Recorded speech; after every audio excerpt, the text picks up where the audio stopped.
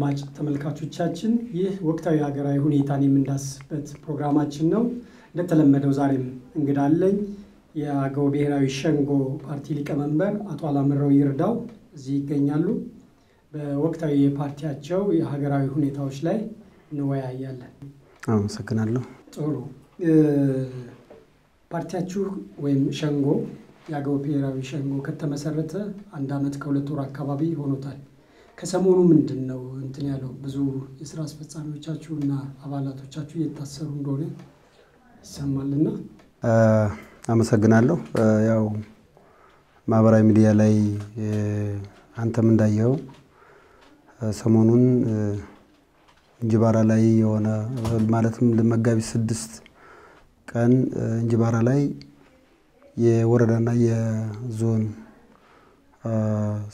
አመራሮቻችን የምክክር መድረክ ነበረ እና ለዚህ የምክክር መድረኩን የሚያዘጋጁና የሚመሩ ከዋናው የሸንጎ ስራ አስፈጻሚዎች 3 ሰዎች ከአዲስ አበባ ሄደዋል።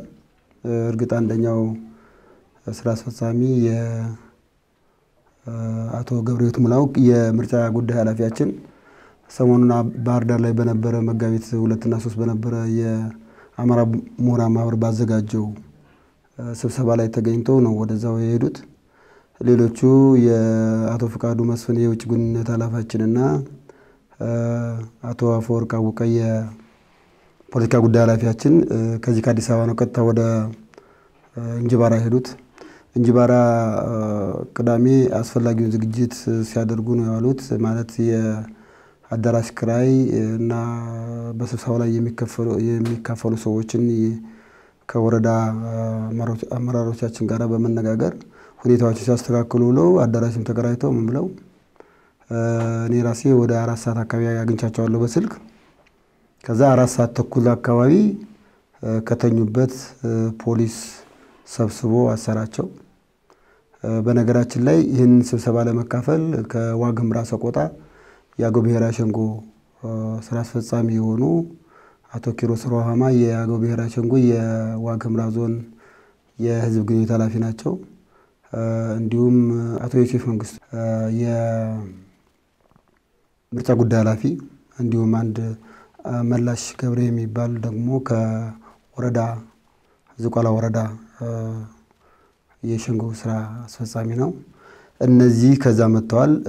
በተመሳሳይ ከቅማንት ጎንደር ጭልጋ አካባቢ ጭልጋ ወረዳ ደግሞ አብዮት ደቦጭ እና አወቀ አዳና የሚባሉ እነዚህም ለስብሰባው እዛ ተገኝተው ነበረ። 8ቱንም በዋዜማው ከዚህ 3 ዋና ስራ አስፈጻሚዎች እና እነዚህ ከአሁን ካልኩት ከዋግና ከቅማንት የመጡትን ጨምሮ 8ቱን ማታ ለቃቅሞ አሰሯቸው። ማን ነው አሳሪው? ፖሊስ። የክልሉ ፖሊስ ወይስ ፌደራል? እንግዲህ የታሰሩት የከተማው ፖሊስ ጣቢያ ነው። ስለዚህ የከተማው ፖሊስ ነው ያሰራቸው። የት? እንጅባራ። አንድ ሌላ የአገው ብሔራዊ ሸንጎ የዋናው የምክር ቤት አባል የሆኑ የቻግኒ አካባቢ ተወካይ አቶ ወርቁ ፈጠነ የሚባሉ ደግሞ ነበሩ። እሳቸውን ከዛው ከሀገራቸው ነው ያዟቸው።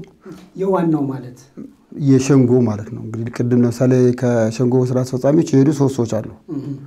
አቶ ፍቃዱ፣ አቶ አፈወርቅ፣ አቶ ገብረሕይወት። በተመሳሳይ ከዋግምራ ከቅማንት የመጡ አሉ ቅድም የዘረዘርኳቸው። እኚህኛው ደግሞ የምክር ቤት አባል ማለት ሸንጎ ጉባኤ ሲያካሂድ በምክር ቤት አባልነት የተመረጡ ማለት ነው። ግን ቻግኒን የሚወክሉ ናቸው በሸንጎ። እሳቸው ደግሞ ጨምረው ጠዋት አሰሯቸው ማለት ነው። 9ኛ ሰው አድርገው። በእርግጥ ያው ቀኑ እንደምታውቁት እሁድ ነበረ ትላንትና። ስብሰባው አልተካሄደም። ክስ ለመመስረትም ያው ዛሬ ነው እንግዲህ እየጠበቅን ያለነው። ምርጫ ቦርድም የሚመለከታቸው አካላትን ደውሎ እንዳነጋገረ እናውቃለን። አስፈላጊው ህጋዊ አካሄድ መካሄድ አለበት። ማለት ዝም ብሎ ማሰር አይቻልም። ወደ ፍርድ ቤት መቅረብ አለባቸው። የዋስትና መብታቸው መጠበቅ አለበት። ሁለተኛ ፓርቲው ሀገራዊ ፓርቲ ነው። ሀገር አቀፍ ፓርቲ እንደመሆኑ መጠን በክልል ጉዳዩን የማየት ስልጣን በተለይ በዞን ደረጃ የሚቻል አይደለም። ምክንያቱም በክልል ደረጃ ከፌደራል ውክልና ተሰጣቸው የፍትህ አካላት አሉ። ፌዴራል ወክለው የሚያከናውኑ ካልሆነ በስተቀር በዞን ደረጃ ግን የሀገር አቀፍ ፓርቲ ጉዳይን እንደጊዜው በሕግ ስር እንዲውሉ ከማድረግ ያለፈ ነገር ማድረግ የሚቻል አይመስለኝም። ራሱ አገው ብሔራዊ ሸንጎ ሀገራዊ ፓርቲ 10,000 ሰው ፊርማ አቅርቦ ነው ያለው። አቅርበናል ማለት የአገው ብሔራዊ ሸንጎ የተመሰረተው ወይ የሚታገልላቸው ህዝቦች አሉ። ለምሳሌ ምንድነው አንድ ሀገር አቀፍ ፓርቲ የሚባል ሀገር አቀፍ ፓርቲ በአንድ ማለት ክልላዊ ፓርቲ የሚባለው በአንድ ክልል ውስጥ ለሚኖሩ ለተወሰኑ ህዝቦች የሚታገል ነው። አገው ብሔራዊ ሸንጎ ደግሞ በአማራ ክልል አገዎች አሉ፣ በቤኒሻንጉል ክልል አገዎች አሉ፣ በትግራይ ክልል አገዎች አሉ፣ ኦሮሚያም አገዎች አሉ እና በመላው ሀገሪቷ ያሉ እና አገው የሆነውን ሁሉና መርሃችንም አገው መሆኑን ብቻ አይጠይቅም። ማንኛውም ኢትዮጵያዊን የሚወክል ትግል ለማካሄድ ነው ፓርቲው የተቋቋመው ሀገር አቀፍ ነው በአጠቃላይ። ጥሩ። በሌላ በኩል ደግሞ ሰሞኑን ከሸንጓችሁ ወይም ከፓርቲያችሁ ምክትሉን ጨምሮ የተለያዩ ስራ አስፈጻሚዎች ፓርቲውን ለቀው መውጣታቸውን እያስታወቁ ነው። እንደ ምክንያትም የሚያነሱት አንደኛው ከጀርባ ህወሓት ፓርቲውን ይዘውረዋል የሚልና ሌላኛው ምክንያት ደግሞ የሊቀመንበሩ የእርሶ አላሰራ ማለት ነው የሚል ምክንያቶችን እያቀረቡ ነው። ይላሉ በእነዚህ ሁለት ሀሳቦች ላይ እርሶ? አመሰግናለሁ። የጥያቄ በመጠየቁ በጣም ጥሩ ነው። ምክንያቱም ብዙ ይባላል እኛ መልስ አንሰጥም። በተለይ ላሉባልታም ያለን ጊዜ ጠባብ በመሆኑ ነው። ግን በአጠቃላይ ትንሽ ስለዚህ ጉዳይ ማብራራት ግን ይጠበቅብናል። አጋጣሚውን ተጠቅሜ የአገው ብሔራዊ ሸንጎ ሲቋቋም ሰዎች ተጠንተው ማን ለትግል የተዘጋጀ ነው ማን ነው ተብሎ አይደለም። በአጋጣሚ በአገው ህዝብ ላይ በጣም አፍጥጦ መጥቶ የነበረውና አገውነትን ለማጥፋት ለመደፍጠት ማንነትን ለማጥፋት የተደረገ እንቅስቃሴ ስለነበረ ያንን ለማስቆም ሩጫ ላይ ነበር። ስንሯሯጥ ወደ መስከረም አካባቢ በፊት ማነው በ2011 መስከረም አካባቢ ነው ያው መስረታው ጥር ላይ ይሁን እንጂ ቅድመ ሁኔታው እና በዛን ሰዓት እኛ መጀመሪያ ያደረግነው ምርጫ አገዴፓ የሚባል ቀደም ብሎ 2005 የተቋቋመ የፖለቲካ ፓርቲ ምንድነው ፍቺው? የአገው ዲሞክራሲያዊ ፓርቲ የሚባል አለ ፓርቲ በአገው ስም የተቋቋመና ያንን ፓርቲ ለመደገፍና ፓርቲውን ወደፊት ለማምጣት ሁሉንም አገዎች ቅድም ያልኳቸውን የሚወክል ለማድረግ እንቅስቃሴ ማድረግ ጀመረ። እንግዲህ የነዚህ አሁን ከዚህ ከአገው ብሔራዊ ሸንጎ የወጡ በተለይ ስለ አንዱ ሰው ነው የማወራው ስለ ምክትሉ። ምክትል የሆነው ሰው እሱ ከዛ ነው የሚጀምረው። አገዴፓን አጠናክረን አገዴፓን ወደፊት ማራመድ አለብን የሚል አቋም ስንይዝ ጭራሽ አዲስ ፓርቲ ነው ማቋቋም ያለብን የሚል እኛም ለፖለቲካም አዲስ ስለሆነን እሱ ብዙ ፓርቲዎች ጋር የነበረ ሰው ነው ማለት አንድነት ጋር ሰማያዊ ጋር የፈረሰው አንድነት ማለት ነው እና ሌሎች። ስለዚህ እኛ ያንን ወደ እንትና ማለት ይሄንን በማንነት ላይ በከፍተኛ የአገውነት ፍቅር ላይ ስንነሳ እንዲህ አይነት እይታዎችን የማየት እንትን አልነበረንም፣ እድሉ አልነበረንም። ስለዚህ ምንድነው ያደረግነው እንደ አማራጭ የአገውን ትግል 2-3 ፓርቲ ከመተር በአንድ ፓርቲ መቀጠል አለበት ብለን የአገዴፓ የተባለ የአገው ዲሞክራሲያዊ ፓርቲን ለማስቀጠል ነበር። እዛ ላይ እንዳንቀጥል ከፍተኛ የሆነ ባለው ልምድ ከፍተኛ የሆነ ተጽዕኖ አሳድሮብናል። እዛም ጋር ችግር ነበር። አገው ዲሞክራሲያዊ ፓርቲም አዲስ ሰዎችን የመቀበል ፍላጎቱ ብዙ ተስፋ ሰጪ አልነበረም። በዛ ላይ እንግዲህ የሱ ሴራ ተጨመረና ዞሮ ዞሮ ሌላ ፓርቲ አቋቋመ። የአገው ብሔራዊ ሸንጎን አቋቋመ። የአገው ብሔራዊ ሸንጎን ለማቋቋም በሂደት ላይ ባለንበት ጊዜ ብዙ አንዳንድ ምልክቶች ማየት ጀመርን። ማለት ስልጣን የመፈለግ እንጂ ስራ የመስራት ነገር የለም። ስለዚህ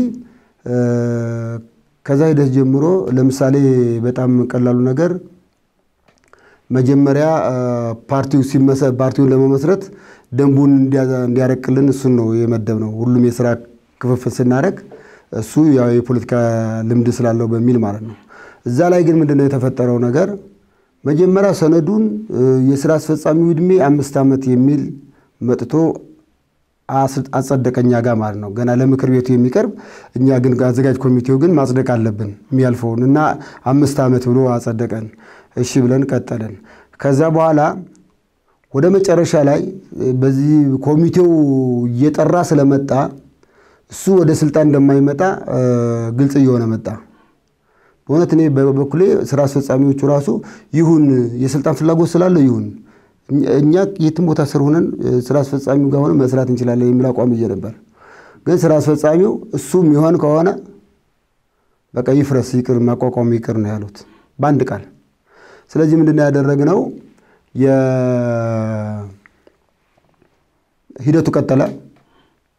ሂደቱ ቀጠለና የፓርቲ ምስረታው ሲካሄድ ደንቡ ሲነበብ እሱ አሁን ሊቀመንበር እንደማይሆን አውቋል። ሊቀመንበር እንዳልሆነ ሲያቅ ምን 5 ዓመት ያለውን 3 ዓመት አድርጎታል። እኛ አሁን 1 ዓመትም ይሁን ችግር የለም መስራት የምንችለውን ሰርተን ያጎዝ ባል ካልፈለገ የሚፈልገው ደግሞ ወይም ደግሞ የሚተካሰው ተከተ መውጣት ነው የምፈልገው። ነገር ግን ይሄ ሴራ ነው ተንኮል ነው። ትላንትና እዚህ ኮሚቴው ላይ 5 ዓመት ብለህ ከዛ ላይ እንደገና ደግሞ ሌላ ቦታ 3 ዓመት ማለት ለኛ ምንም ስሜት አልሰጠንም ተው ነው። ከዛ በኋላ ህጉን ቁጭ ብለን እንትን ስናረግ እሱ ምክትል ሆነ። ያው ማለት በወቅቱ ያሰብን የነበረው ቢያንስ አገውን ማስተባበር አለበት በሚል አዊን ያክል ህዝብ ያለበት ቢያንስ በምክትል መወከል አለበት የሚለው ሐሳብ ብለን ነው እንጂ ሰውየው ለምንም እንደማይሆነን አውቀናል ሁላችንም። ግን ህዝቡን ለመወከል ስንል እሱ በምክትል እንዲሆን አደረግን ሆነ። አሁን ያንን ህግ ስናየው አንተ ማንንም ሰው የሚፈርደው ነገር ልንገር። ለምሳሌ አሁን አንተ ማንኛውም ምክትል የሆነ ምንድነው የሚሰራው? ዋናውን በማንኛውም ተው በፓርቲ ብቻ አይደለም በንግድ ለምሳሌ ነጋዴ ነኝ ምክትል የሆነ ሰው የሚሰራው ዋናው በሌለበት ጊዜ ዋናውን ተክቶ ይሰራል። ዋናው ሲኖር ደግሞ ዋናውን ይረዳል። እሱ ግን ደንቡ ላይ ምን ብሎ ነው ያጸደቀው? እሱ ያረቀቀው ስለሱ ስለሆነ የሰጠነው እሱ እኛን እንደሞኝ ስለቆጠረ ምን ብሎ ያጸደቀው? ምክትሉ ተጠሪነቱ ለብሔራዊ ምክር ቤቱ ነው ይላል። ፓርቲው ግን ሲመሰረት የራሱ ደንብ መመስረቻ እንትሮች አሉ ሁሉ አለው። እዚህ ላይ የሊቀመንበርም የምክትል ሊቀመንበርም የዋና ጸሐፊም የሌሎች የሥራ አስፈጻሚ አባላት ዝርዝር ኃላፊነቶችና ግዴታዎች አሉ አይደል? አሉ። ታዲያ ለምንድን ነው ይሄ አሁን ይሄንን ደንቡ ላይ ይሄንን አንድ ነገር ደንቡ ላይ ካጸደቅ ያው ጉባኤ ነው የሚፈታው በጉባኤ ከጸደቀ። ስለዚህ እሱ ይሄን አሽልኮ ለማቀለብ እኔ ሴራው ነው እየነገርኩ ያለሁት። ምንድነው ያደረገው? ሊቀመንበሩ አለ ምክትል ሊቀመንበር ለሊቀመንበሩ ተጠሪ የሚሆነው በየትኛው መንገድ። እሱ ግን ምንድነው የሚለው? ምክትል ሊቀመንበሩ ተጠሪነቱ ለብሔራዊ ምክር ቤት ነው ይላል። ለብሔራዊ ምክር ቤት ነው። ከብሔራዊ ምክር ቤቱ ፍቃድ ውጭ ምክትል ሊቀመንበሩን ምንም አይነት ነገር ማድረግ እንደማይቻል አስቀምጧል እዛ ላይ። ያኔ እናንተ ተነበራችሁ ይሄ ሲሆን ያዝነው እኮ ማለት እኔ እየነገርኩ ያለሁት መጀመሪያ ጀምሮ ፓርቲውን ለማፍረስ ወይ ፓርቲውን ለመጣላት ተዘጋጅቶ ነው የገባው። እኛን እንደሞኝ ቆጥሮ የፖለቲካ ልምድ የማፍረስ ልምድ ስላለው እሱ በዚህ ይሄንን ህግ አስቀምጦ ከዛ በኋላ እኛ ጥፋት አጥፍቶም ከሸንጎ ልናግደው ብንል በህግ አግባብም ብንሄድ በቃ እዛ መተዳደሪያ ደንቡ ላይ ምንድነው የሚለው? ምክትሉ ብሔራዊ ምክር ቤት ማለት ብሔራዊ ምክር ቤት 45 ሰው ምናምን ሰብስበህ ከየክልሉ ያሉትን ምናምን በቃ እንዴት አድርጎ አጠላልፎ እንደሰራው ነው። ይሄንን አገኘ ነው እንግዲህ ሰነዱ ብዙ ሰነድ ነው። በእምነት ነው ብዙ ልታልፈው የሚችል የነበረው። ግን ለምን ይሄን አደረክ ስንለው ያው ቅልብጭ ሆነ። ከዛ በኋላ ጥሩ ግንኙነት ጠፋ። አሁን ሊቀመንበሩ እንዲያርጎ ምናምን ባል እንጂ ሌሎቹ እውነት ለመናገር አብሮት የሄዱት ሁለቱ አሁን እኔ ጥያቄውን ያነሳውሉት ስለ ሁሉም ነበር እርሶ በብዛት ያወሩኛሉት ስለ ምክትሉ ነው ሌሎች በስራ አስፈጻሚ ደረጃም ያሉ ሰዎች አሉ አይደል ኮስል ነገር ማለት የሳቸው ሐሳብ ተቀባይነት አለው ማለት ነው የሚለውን አያመላክትም ምክንያቱም ምንድነው እነዚህ ሰዎች ሌሎቹ ሰዎች ከኛ ጋር ምንም የሐሳብ ልዩነት ሳይኖራቸው እየሰሩ ነው የነበረው እንግዲህ እኔ በኔ በመለኪያ እነዚህ ሰዎች መጀመሪያ በሱ መንገድ የመጡ ናቸው እንደሱ ከማሰብ ውጭ ሌላ ነገር የተከተሉት ነገር የለም አንድ ነገር በግልጽ ለመናገር የምፈልገው ሊቀመንበሩ የሚያስቸግር ከሆነ እኮ የአንድ ሰፈር ሰዎችን አያስቸግርም አይደል እነዚህ ሰዎች አንድ አካባቢ ሰዎች ናቸው የሱ አካባቢ ሰዎች ናቸው እሱን ተከትለው ሄዱ እንደ አገው ግን ቢሆን ኖሮ እንደ አገው ብሔራዊ ሸንጎ የኔ ችግርም ቢሆን ኖሮ እኔ ብቻ እነሱ ብቻ አይደሉም መሄድ ያለባቸው ከየትኛውም አገው ቦታ የመጡ ሰዎች ናቸው መሄድ ያለባቸው ቅድም ሲጠቅሱልኝ በኋላ እንመጣበታለን እሱን ሐሳብ ያገው ህዝብን ማንነት ለማጥፋት እንቅስቃሴ ሲደረግ ነው ይሄን ፓርቲው ለመመስረት ብለዋል እሱን ወደ በኋላ እንመጣበታለን ማን ሊያጠፋ እንደተነሳ ግን እሺ ለአገው ህዝብ ብላችሁ ቆማችሁ ግን ወደ መንደር ወርዳችኋል አሁን እኮ እሱም ተከትሎ የወጡት የመንደሩ የሰዎቹ አካባቢ ናችሁ እያላችሁ ነው ስለዚህ ይሄ እዛው ውስጥ እንኳን አንድነት እንደሌላችሁ አያመላክትም አዎ ይሄው ምንድነው መሰለ ይሄ አሁን ይሄን ነገር እውነት መናገር ትክክል ስለሆነ ነው እኛ ወደ መንደር አንወልድም ለምሳሌ እኔ ማስበው እኔ የሰቆጣ ነኝ እኔ የአዊ ነኝ እኔ ቅማንት ነኝ እኔ ኦፍላ ኮረም ወይም መተከል ወይም ተንቤን ነኝ ብዬ አላስብም እኔ ያገውን ህዝብ አንድ የማረግ ታሪካዊ ኃላፊነት ይዤ ነው እዚህ ቦታ ላይ የመጣሁት እያንዳንዱ ስራ አስፈጻሚን ይዞ ነው የመጣው ስለዚህ እነዚህ ሰዎች በጠራ ሐሳብ ይሄ ሐሳብ አቀርበን ይሄን ሐሳብ ሊቀበሉን አልቻሉም ብለው አይደለም ይሄዱት ያ ሰው ይሄደ እሱን ተከትለው ሄዱ ሌላ ነገር የለም ግን የችግሩን ትልቁን አንጓን ያዝብዬ ነው እኔ አሁን እርሶ ሲነግሩኝ እሱን ከሱ ጋር ያሰራር የብዙ ነገር ችግር ተፈጠረ እሱን ተከትሎ ደግሞ የአካባቢ ሰዎች ወጡ አሉ ይሄ እውነት ሊሆን ይችላል ግን ይሄ የራሱ የተነሳችሁበት የመርህ ችግር አይደለም ወይ ለምሳሌ ያገው ህዝብ ቅድም እንደተጠቀሷቸው አካባቢዎች ላይ ተሰባስቦ ያገው ህዝብ አለ ያገው ህዝብ ደግሞ ከአማራ ህዝብ ጋር ተቀላቅሎ እዛ ውስጥ አለ እንደገና ደግሞ የአማራ ህዝብ ደግሞ በኢትዮጵያ ውስጥ ተሰብስቦ እዛ ውስጥ አለ እያለ ይቀጥላል ስለዚህ ወደ አንዲት ቦታ ላይ አገው ብቻ ብላችሁ ማንነት ስትወሩ ደግሞ ይሄው ክፍልፋዮቹ መጡባችሁና የቆማችሁለት መርህ ራሱ ጥያቄ ውስጥ እንድትከቱ አንደኛ ወደ አንድ ቦታ አይደለም ወደ አንድ ቦታ ሳይሆን ለመላው አገው የቆመ ፓርቲ ነው ያቋቋም ነው ሲጀመር ምክትሉ አንድ ነገር ሰርቶ ያቀም ከተጀመረ ጀምሮ እንደነገርኩ ፓርቲው ውስጥ ልዩነቶችን ከመፍጠር ያለፈ አንድ ነገር የተሰራ ነገር የለም እኛ ያንዳንዱን ስራ በስራ ይለካ ያንዳንዱ አገው ያንዳንዱ ስራ አስፈጻሚ በስራው ይለካ ስራ ሰርተን ነው አይደል እንዴ ትግል ውጤታማ የሚሆነው ስለዚህ ወደ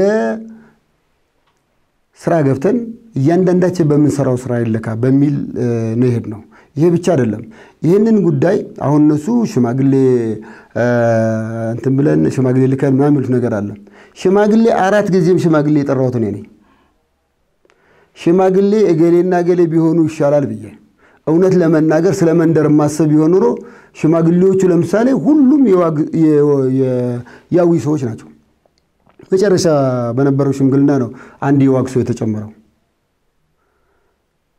እኛ ስላገውነት ነው የምናስበው እያንዳንዱ ሰው ስላገውነት ያስባል ብለን ነው የምናስበው እነዛ ሽምግልና የመጡ ሰዎችም ጭራሽ የመንደር አስተሳሰብ የሌላቸው ንጹህ ስላገው የሚያስቡ ሰዎች ናቸው እኛ እንዲህ ብለን ስላመጣናቸው ብቻ ሳይሆን በተግባር የሚያሳዩት ይሄን ነው ግን ያገው ከአማራ ህዝብ የተለየ ጥያቄ አለው ይሄን አይደለም መጀመሪያ ይሄን ብጨርስ ጥሩ ነው ምክንያቱም ለምሳሌ እሱ ሌላ ጥያቄ ስለሆነ ማለት ነው ስለዚህ እነሱ ያነሳቸው ጥያቄዎች አሉ ሊቀመንበሩ አላሰራን ብሎ መጀመሪያ ሊሰራ መጣ ወይ ማይሰራ ሁለተኛ ነገር ደግሞ በሰራንበት ነገር እያንዳንዱ ስራችን አቅርበን እንመዘን ነው እኛ የጠየቅነው። ስለዚህ አንድ በፖለቲካ ድርጅት ውስጥ ገብቶ የሚታገል ሰው ቀርቦ ይሄ ሰርቼ ይሄን ሰርቼ ይሄን አላሰራይ ብሎ ማቀረብ ነው እንጂ ያለበት አሉባልታ በመንዛት እሱ ስልጣን ካልተሰጠው የሚፈርስ እሱ ስልጣን ካለው ደግሞ የሚቀጥል ድርጅት ሊሆን አይችልም። እኔም ነገ እወጣለሁ። ማንም እዚህ ፓርቲ ላይ የዘላለም ቤቱ አይደለም። ስለዚህ የሚሆነው ግን ምንድነው? ስራ ይሰራል፣ ያገው ትግል ይቀጥላል።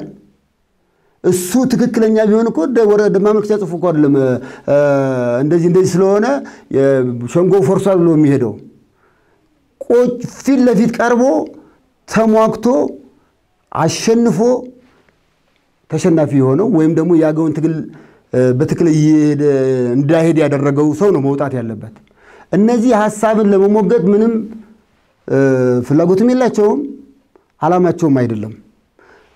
ከዚህ አንፃር ነው። ሁለተኛ ከህወሓት ጋር ተገናኝቶ ያነሳው ነገር ምክንያት ፍለጋ እነሱ ያነሱት የህወሓት ጋር መርሃልባ ግንኙነት ምናምን የሚሉት ነገር አለ። ይሄ እነሱ ምክንያት ጠፍቶት ነው። እሱ ምንም የሚያደርገው ምክንያት ስላጣ ነው። ስራ አይሰራም። ፓርቲው ያለው ስራ አስፈጻሚ ደግሞ ስራ ስብሰባ ላይ ተገኝ፣ የሚሰጥህን ኃላፊነት ተወጣ፣ በዚህ ነው እንጂ እኛ በሌላ አንመዝንም ነው ስራ አስፈጻሚው እያለ ያለው። ስለዚህ እሱ ቡድንተኝነትን እየመሰረተ ከዛ ውጪ ያለውን ነገር ስራ የሚባል ነገር መስራት የለም። እዛ ጋር ሌላ ማውራት እዚህ ጋር ሌላ ማውራት ነው። ስለዚህ ህወሓትን የተመለከተው ጉዳይ ብዙ ልንነጋገርበት የምንችል ነው። ግን ከነሱ ጥያቄ አንፃር ግን እኔ አንድም ቀን ምናልባት መጀመሪያ ነሐሴ አካባቢ የ2011 ነሐሴ አካባቢ ወይ ግንቦት ላይ ህወሓት የመጀመሪያ ጥሪ ያደረገልን ምን አይነት ጥሪ ያደረገላችሁ? ስብሰባ እንድንካፈል ማለት ነው። የት? መቀሌ። የምን ስብሰባ? የፌደራል መቀሌ ዩኒቨርሲቲ ነው ባይዘው የጠራን። መቀሌ ዩኒቨርሲቲን ጥሪ ሲያደርግ ግን ያን ጥሪ ለአብን አላደረገም። ለምሳሌ ሌሎች ፓርቲዎች እሱ የሱ ጉዳይ ነው፣ የኛ ጉዳይ አይደለም። ሌሎች ፓርቲዎች ተጠርተዋል። እሱ አሁን እኛ ህወሓትን ልንወክል አንችልም። ግን ዞሮ አሁን እነሱ ባመጡት ጥያቄ ለመለስልህ እነሱ ጥሪው ደረሰን። እኛ በዛን ሰዓት የህወሓት ወዳጅ አይደለንም። እንደውም እየለመን የነበረው አዴፓን ነው፣ ባካችሁ በክልላችን ውስጥ እንስራ። ልክ እንዳንድ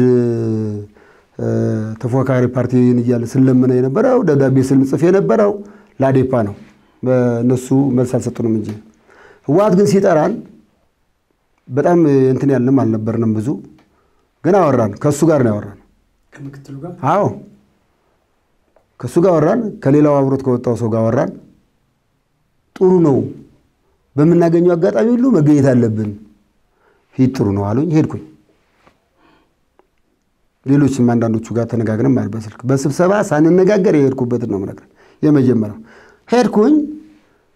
መንገድ ከጀመርኩ በኋላ እንደው የነገር ህዝቡ እንትን እንዳይል ምናምን መባለበት ተጀመረ። ህዝቡ ይቃወማል። እኔ የት ተገኘ ሳይሆን ምን ተናገርክ ብሎ ህዝቡ ይፍረድብኝ ብዬ ሄድኩ። ሄጄ ህወሓት በአገው ህዝብ ላይ የፈጸመውን በደል በዝርዝርና በድፍረት ነው ያቀረብኩት። ምንድነው ህወሓት በአገው ህዝብ ላይ የፈጠረው በደል? አሁን እሱ መዘርዘሩ በጣም ባጭሩ በኋላ የምናነሳሳቸው ጉዳይ ስለሆኑ ያን ጊዜ ይሻላል። ያገው ህዝብ አሁን ሌላ አጀንዳ ላይ ወስደናል። ምክንያቱም ሰፊ ስለሆነ ነው። ይሄኛውን ጉዳይ በራሱ ፈርጅ መጨረስ ስለምፈልግ ነው። ይቅርታ። ምንድነው እነዛን ነገሮች አሉ እኮ በቪዲዮ አለ። በዝርዝር ተቃውሞዬን እዛ ስብሰባ ላይ አቀረብኩ። ያገውን በደል አቀረብኩ። ሁሉም ጸጥ አለ፣ ሊቃወም አልቻለም። ምክንያቱም ያገው ህዝብ ለምን ሄደ ብሎ የነበረው አይ ስለኛ ትክክለኛውን በደል ከተናገረ ለምንድን ነው የምንቃወመው ተብሎ ዝም ተባለ።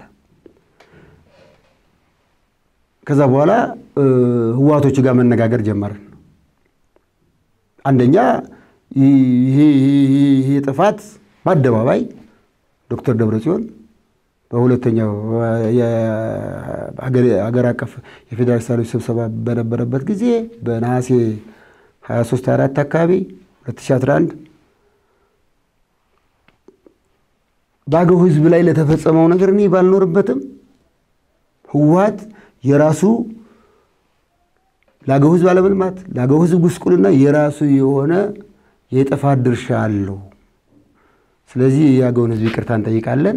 ማን ነው ይሄንን ያለው? ዶክተር ደብረጽዮን በአደባባይ በመድረክ የአማራ ክልል ጋር እየተመካከረን ደግሞ በልማት ለመካስ የአገውን ህዝብ ዝግጁ ነን የሚል ቃል ሰጡ። የኔ ጥያቄ አንደኛው የነበረው ህወሓት የአገውን ህዝብ ጥያቄ ማን ይቅርታ መጠየቅ አለበት ነው። ከዚህ በኋላ እኛ ትግራይ ውስጥ አገዎች አሉ። ተንቤን ብቻ አይደለም። ኮረሞ ኦፍላ አገው አለ፣ ቦራ ሰላ አገው አለ፣ ነበቅሰጊ አገው አለ፣ እጭላ፣ ተንቤን፣ ሳምረ በጣም በርካታ የአገው አሁንም አገውኛ የሚናገሩ ህዝቦች ያሉበት ህዝብ አለ። እርሱ ማንነት ከዛ ነው። የኔ ማንነት ከሁሉም ነው። ቅድም ነገር ያለው የኔ ማንነት አሁን የመንደር ማንነት መጥራት አልፈልግም። የኔ ማንነት አገውነት ነው። አገውነት ከሆነ ደግሞ እነዚህ ሰዎች አገው ናቸው።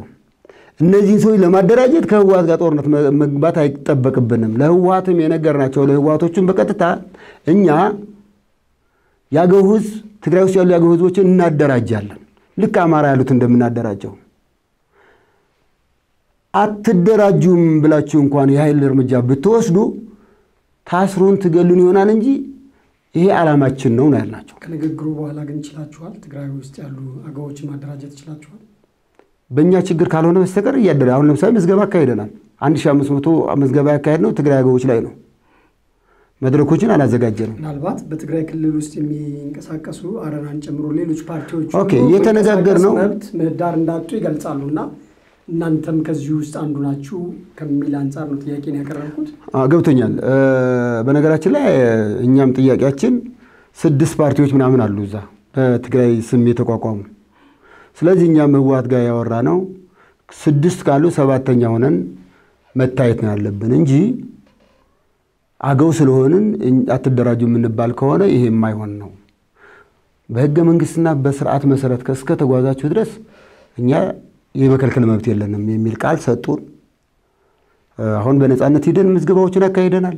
ስለዚህ ትግራይ ውስጥ በነጻነት መንቀሳቀስ ትችላላችሁ? እስካሁን ባለው ሁኔታ ምንም አናውቅም። ምንም ችግር አልገጠመንም። አረና ስለ አረና እንግዲህ አረና ነው የሚያውቀው ራሱ። በሌላ በኩል ደግሞ እዛ ውስጥ ያሉ ሌላ የፖለቲካ ድርጅቶች አሉ የሚንቀሳቀሱ። አሁን እኛ ሁሉ ጊዜ ማውራት ያለብን ስለ ራሳችን ነው። ሌሎች በራሳቸው መለኪያ ላይግባቡ ይችላሉ። እኛም እኮ ነገር ላንግባባ እንችላለን።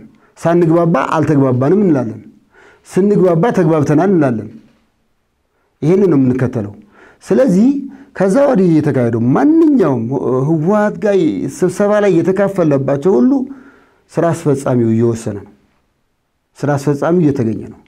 እሱ ግን ይወጣል። ስራ አስፈጻሚው የወሰነውን ከስራ አስፈጻሚው ውሳኔ ውጭ እንደዚህ አድርገው ህወሓት ጋር ስብሰባ ሄደው ሲዶ እኔን በግል ማለት ግን እርሶ በተናጥል ከህወሓት ሰዎች ጋር ተገናኝተው የፈጠሩት መድረክ አይደለም? ግንኙነት አይደለም። ምክንያቱም ጥሪ የተደረገው እንደ ፓርቲ ነው። የተገኘነውም እንደ ፓርቲ ነው። ከህወሓት ሰዎች ጋር ታወራለህ ትገናኛለህ ወይ? እገናኛለሁ። እዛም ሲሄድ እገናኛለሁ። እዚህም የሚጠሩኝ ከሆነ እሄዳለሁ። የትም እሄዳለሁ። የድርጅታችን መርህም የትም አይከለክልም። የሚከለክለው አገውን ማበጣበጥ በአገው ስም ለጥቅም መሮጥን ነው የሚከለክለው። ስለዚህ እኛ አሁን ወደ መጨረሻው ልንገርህ። የመጨረሻው አሁን የወጡበት ዋና ምክንያት እነዚህ የሥራ አመራሩ በተለይ ምክትሉ ይሄን ያደረገበት ዋና ምክንያት 10,000 ሰው መመዝገብ ግዴታችን ነበር። 10,000 ሰው መዝገባቸው አምጡ ተባለ። ስለዚህ ስራ አስፈጻሚው ተሰብስቦ ሲሪየስ የሆነ እርምጃ ወሰደ። በቃ ይሄንን ማያረክ ሰው ከዚህ በኋላ የስራ አስፈጻሚ አባል አይደለም። ምክንያቱም ይሄ የሸንጎውን ህልውና ለማስቀጠልም ወሳኝ ጉዳይ ነው። ስለዚህ ይሄንን ምን እናርግ? እያንዳንዱ እገሌ ይሄንን ተሰጠ ስራ ለሁሉ ከ50 ቀን በኋላ ወይም ከ53 ቀን በኋላ 10 ቀን ሲቀረው ምንድነው ይዛቸው መጣቸው ተብሎ ቁጭ ተባለ። እኔ 7000 ምናምን ሰው አስመዝግቤ ይቀርብኩ በአገር አቀፍ ደረጃ ማለት ከቅማንት ከዋግ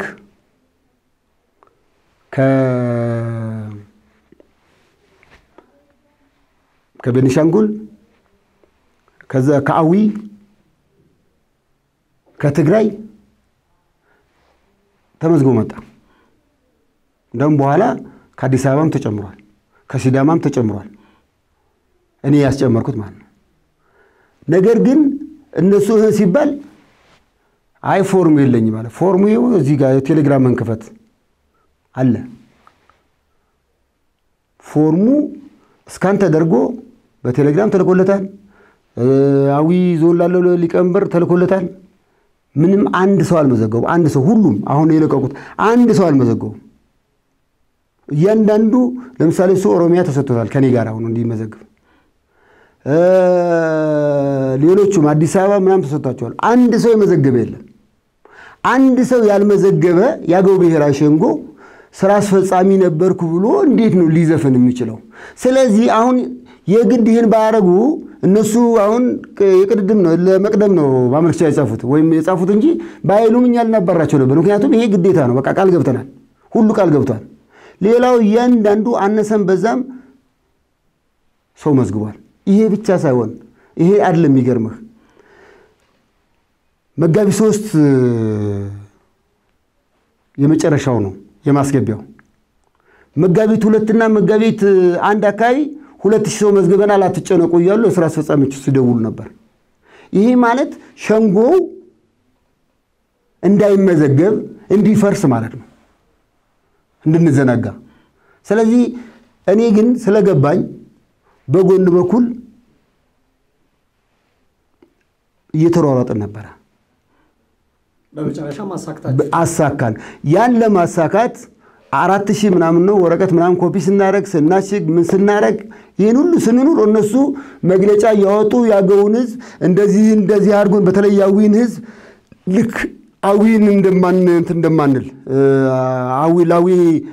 አዊዎችን እንደጠላን ለማድረግ በነገራችን ያዊ ልጅ አለ እኮ እኛ ጋር እዚህ ያልሄደ አለ ለማድረግ መግለጫ ማውጣት በየቦታው በአክቲቪስቶቹ በቃ ልክ ሌላ በቃ ህገወጥ የሆኑ ዝም ብሎ ተራ ስድቦች ሳይቀሩ መስደብ በጣም በከፍተኛ ሁኔታ ሲሰሩ ነበር እነሱ። እኛ ግን ጭንቅ ላይ ነበርን ሸንጎውን ለማስቀጠል። ስለዚህ ሸንጎውን ማስቀጠል ነው ምክትል ሊቀመንበርነት ወይ ስራ አስፈጻሚነት። ከዛ በኋላ እኔ ለምሳሌ አሁን ዛሬ ስልጣን ብለቅ ምንም አይመስለኝም። ምክንያቱም ሸንጎው ይቀጥላል የሚቀጥል ፓርቲ አድርጌ ነው። እነሱ ግን በችግር ላይ ያለን አንደኛ እንድንፈርስ ሰው አለ ሞልቶ አላይዟቸው አትጨነቁ እያሉ ሰው እንዳናሟላ ማለት ነው። ሁለተኛ ደግሞ በጎን በኩል አክቲቪስቱንም አገውንም እያደናገሩ ሌላ በጣም የሚገርም ነገር የምሁራን ማህበር በዛው በ3 እና በ2 የአማራ ክልል ምሁራን ማህበር መድረክ አዘጋጅቶ ነበር። እዛ ላይ ተጋብዘናል ተገኝተናል። አሁን የታሰረው የምርጫ ጉዳይ ኃላፊያችን አቶ ገብረሕይወት ተገኝቶ በዛው ነው እንጅባራ ሄዶ የታሰረው። ስለዚህ ያን ጊዜ ምንድነው የተደረገው? በአጋጣሚ የተደወለው ለሱ ነበር ለምክትሉ። እንዴ ሸንጎ ፈርሶ የለ እንዴ ምን በስብሰባ ሊገኝ አይችልም ነው ያላቸው። ስለዚህ ለሸንጎም ላገው ህዝብ ትግልም በጎ አመለካከት የሌለው እኔ ከሞት ሰርዶ አይብቀል እንዳለችው እንስሳ የሆነን ሰው ያገው ህዝብ ከጎኑ የሚሰለፍለት ከሆነ ይሰለፍለት። አላምረው ለምን ሰራ ብሎ የሚያባረም ከሆነ ያባረኝ። እኔ ግን የተሰጠኝ ቃል ገብቼ የወሰድኩትን ኃላፊነት ከአገው ድንቅ ልጆች ጋር ሆኜ አሳክቻለሁ።